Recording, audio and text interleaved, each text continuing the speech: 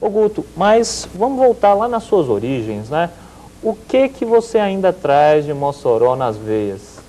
Mossoró, vem a referência, eu tive um tio que era jornalista, chamado Haroldo Gurgel, um tio que de certa forma, cresceu mais no sul. Ele veio se formar em Direito, primeiramente em Recife, depois ele desceu para o Rio de Janeiro, onde ele trabalhou com o Tenório Cavalcante, que é conhecido nacionalmente como o Homem da Capa Preta.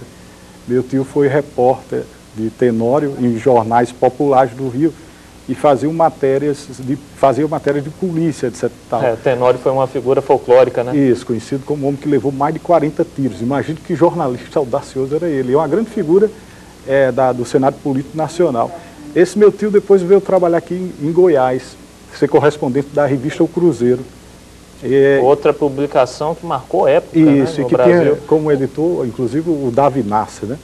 E até hoje eu estou trabalhando agora na matéria dele, né, para resgatar essa história para o Rio Grande do Norte, principalmente para o curso de comunicação.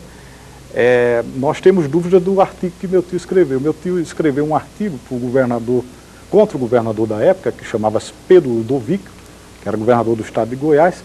E Davi Nassi, quando recebeu esse artigo, achou que o artigo estava meio bajulador. Disse, não, Haroldo perdeu a vontade de ser contra o sistema, etc. e tal. E eu vou trocar isso. Davi Nassi era autor de sambas de duplo sentido, além de excelente jornalista, né? E ele trocou o título da matéria. Botou lá, governador voltou e deu à luz, né? A revista era uma espécie de Veja daquela época. Meu tio estava lá em Goiás sozinho.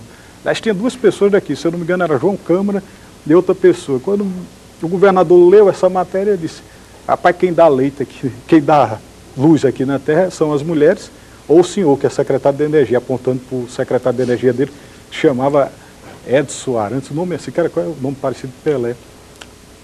E esse cidadão viu que tinha um problema com o Haroldo, não era mais nem o governador, e naquela época as coisas se resolviam na violência. Meu tio acabou sendo morto com 11 tiros, essa história foi contada no Times, etc. Tal.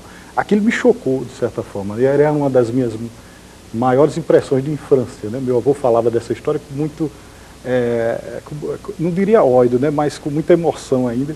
E aí foi que me levou ao jornalismo, né? Veio essa vontade assim, de pegar aquela trajetória de Haroldo e dar uma continuada, agora engajado em questões sociais. Aí talvez eu não seja jornalista nesse sentido, assim, eu abraço a ideia, uma causa lá e luto para que ela aconteça, que ela seja, como foi a Ribeira agora que está em processo de revitalização, né? Eu sinto que minha missão ali como um homem de comunicação, uma pessoa como escritor, eu diria assim, está terminando, né? Minha missão maior é dizer, olha, é preciso revitalizar a Ribeira.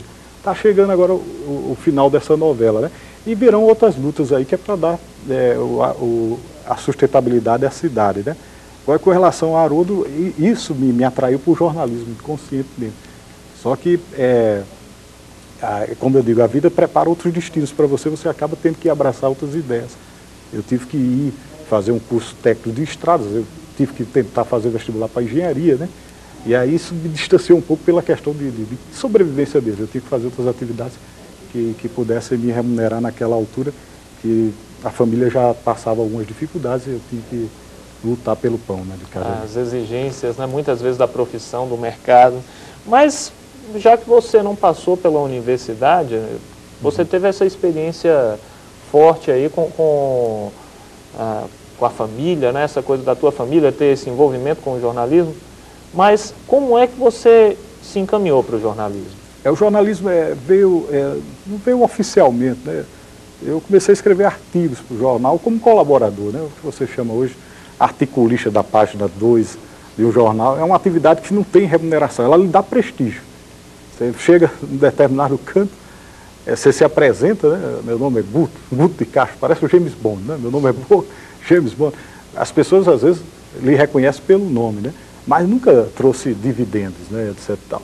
E muitas vezes você confunde, por você estar escrevendo em jornal, aí todo mundo pensa que você é jornalista, mas o jornal tem várias funções hoje, né? Nós temos desde o leitor, que é aquele mais simples, que não tem orgulho, ele escreve reclamando de uma situação na comunidade dele, até os articulistas que defendem causa. Você tem lá o veterinário falando sobre vida de cachorro, de gato, etc. Tal, né? Você tem jornais aqui na cidade, da página 2, porque há uma diversidade de profissões ali, super interessante, né? E é interessante que o jornal abra para isso, porque já teve um período que só falava quem estava no poder. Hoje os jornais são mais democráticos, né? E você se lembra do seu primeiro artigo? eu lembro, foi aqui um jornalzinho chamado Folha de Candelária, né? Ligado ao Conselho de Moradores do bairro de Candelária. Era até um poeta que editava, Genildo Mateus, que deve andar por aí fazendo quadros, ele é artista plástico, né? E ele me deu uma chance de escrever sobre, se eu não me engano, foi os incentivos culturais da Lei Sarney. Sabe? Aquilo ali, quando saiu a primeira vez, é melhor do que o livro, a emoção de escrever um artigo em jornal.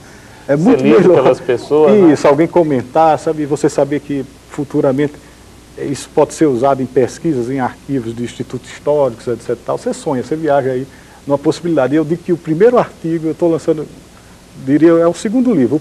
Na verdade é o primeiro de forma mais comercial, né? Mas o primeiro artigo que eu lancei me deu mais emoção do que o livro que eu estou lançando. O jornalista tem essa emoção, porque você consegue publicar diariamente. Sabe? Diariamente você tem uma grande história para lançar. Isso é uma emoção que nenhuma profissão do mundo vai lhe dar. É pena que eu descobri já aos 40 e queria, eu espero que Deus me dê uma chance de um dia até fazer uma faculdade na área de comunicação social e finalmente dizer, olha, agora eu vou poder assinar como jornalista, né? É um grande sonho. Sabe?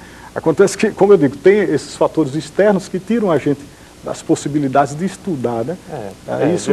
Isso complica, eu não entro no método porque todo mundo já sabe as dificuldades de se chegar a uma universidade, concluir um curso superior. Vocês são uns heróis, sabe? Hoje no Brasil, infelizmente, né, ainda não alcançamos uma condição de democratização da educação.